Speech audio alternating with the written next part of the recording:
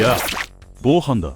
ミスリル級になることでドラゴン装備を購入できるようになり、そのために赤い葉っぱ、赤の結晶など火山で手に入る素材がかなり多い。そのためドラゴン装備の強化をするために火山放置をする必要があるだろう。ということで放置の解説をしていく。ということでまずペットの配置。海賊船をオーデンと燃えてる何かの間。これで2部屋倒せる。そして右上のケルベロスの部屋にブルームエッグ。ここは他の固定砲台や MOV0 の物理ペットでも問題なく放置可能だ。MOV0 の物理ペットは SPD に依存して攻撃範囲が大きくなるからな。そしてバーニングロック。焼き鳥の間に天狗を配置。固定砲台だと倒しのコリが出るかも。で、放置するとき主人公はこの位置。あまり上だと燃えてる何かが湧かず、右側だと天狗がその場を離れてしまっていた。動画のこの位置で天狗がついてきてしまっていたから、通路の左側に密着してるくらいがちょうどいい。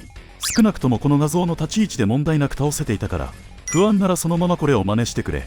では計測結果を見ていく。まず素材から。命の火以外全てドラゴン装備の強化素材。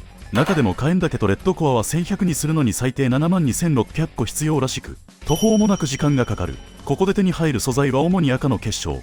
1時間で13,772個手に入った。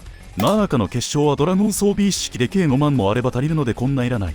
豚天使が落とすソルクレストは271と1分に 4.5 個のペースで落ちている。これなら同族戦にも割とできそうだな。続いて討伐数。割とまんべんなく倒している。総討伐数は15,659と特別多くもないが少なくもないといった感じ。一応レベル上げたいアクセをつけておこう。まあそれはここの放置に限った話ではないが。続いて各敵のダメージ無効化ライン。思ったより要求ステータスが高い。ちなみに豚天使が湧くので INT2 万1000ないと倒せないぞ。INT がそこまで用意できているならデフや MDEF は足りているかもしれないな。そして経験値とお金。経験値はアーキペラゴと同じくらい。お金は1081万と少なかった。まあ素材がメインなので仕方ないか。経験値はそこそこ良いかな。もちろんレベル上げメインならしょぼいが。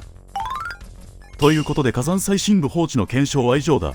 レッドコアは赤のかけらから交換できるしもっと効率よく集められるとしても、火炎岳はこの効率だと一式強化するのに127時間かかる。つまり放置で火炎岳を集めるには混沌の期限ありでも5日と7時間。長くね。ちなみに手動なら火山4が火炎岳効率が良いぞ。ということで以上。まだの方はチャンネル登録も忘れずに、次の動画も見てくれ。